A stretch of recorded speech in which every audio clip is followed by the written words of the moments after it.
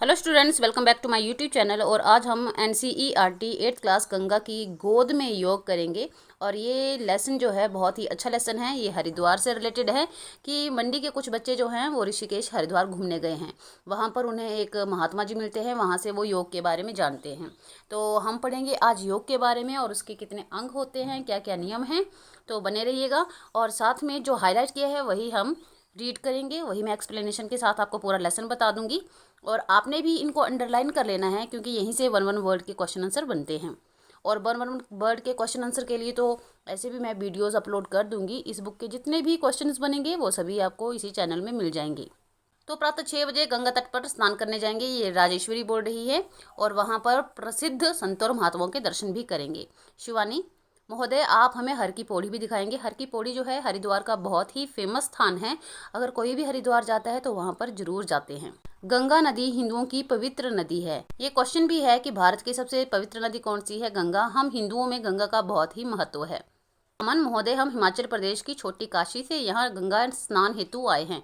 तो हिमाचल की छोटी काशी किसे कहा जाता है? मंडी को। आगे है कि क्या तुम अष्टांग योग के बारे में जानते हो? अष्टांग योग अर्थात योग के 8 अंग हैं। योग का प्रमुख ग्रंथ है पतंजलि योग दर्शन और इसके गुरु हैं बाबा रामदेव। और इसके जो अष्टांग योग हैं वो हैं यम, नियम, आसन, प्राणायाम, प्रत्याहार, धारणा, ध्यान व समाधि। स्टूडेंट आपने इनको सीरियल वाई ही याद करना है क्योंकि क्वेश्चन जो हैं बोर्ड में कभी कभी पूछ लिए जाते हैं कि योग का 4th पार्ट कौन सा है, योग का 5th पार्ट कौन सा है, या लास्ट जो है ध्यान की परम स्थिति क्या होती है। अभी हमने पढ़ा अष्टांग योग के बारे में, अब हम पढ़ेंगे कि उसके कितने नियम हैं। यम के मुख्य अंग हैं।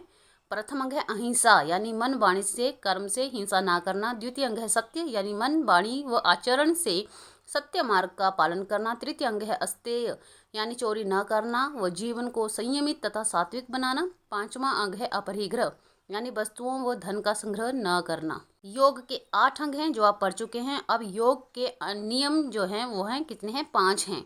कौन कौन से? शौच, संतोष, तप, स्वाधान व ईश्वर प्राणिधान। शौच यानी स्वच्छता, जो हम सुबह उठकर अपने शरीर को साफ सुथरा करते हैं। संतोष यानी उपलब्ध विषय या साधनों में ही संतुष्टि। संतोष मतलब जो आपके पास है उसी में ही सेटिस्फैक्शन होना। तप यानी स्वेच्छा से कष्ट सहकर भी दुखी ना होना। तप मतलब अगर आपको कोई चीज़ चाहिए तो उसके लिए आपको जो प्रयत्न करने होते हैं, जैसे अगर आपको अच्छे मार्क्स चाहिए तो आप जितना ज़्यादा पढ़ेंगे उसे तप कहते हैं। स्वाध्याय यानी आत्मवलोकन व आत्मशुद्धि। स्वाध्याय का अर्थ होता है जो काम आपने किया है उसके बारे में एक बार सोचना और देखना कि क्या वो सही था, वो उसे कहा जाता है आत्मावलोकन। और ईश्वर प्राणिधान का अर्थ है ईश्वर पर अटूट विश्वास व उसके प्रति पूर्ण समर्पण, अर्थात भगवान पर पूरा भरोसा रखना। अब जैसे मैंने आपको बताया था कि योग के अंगों के बारे में पूछा जाता है, तो योग का तृतीय अंग आसन है। आसन का अर्थ है शरीर की विशिष्ट स्थिति।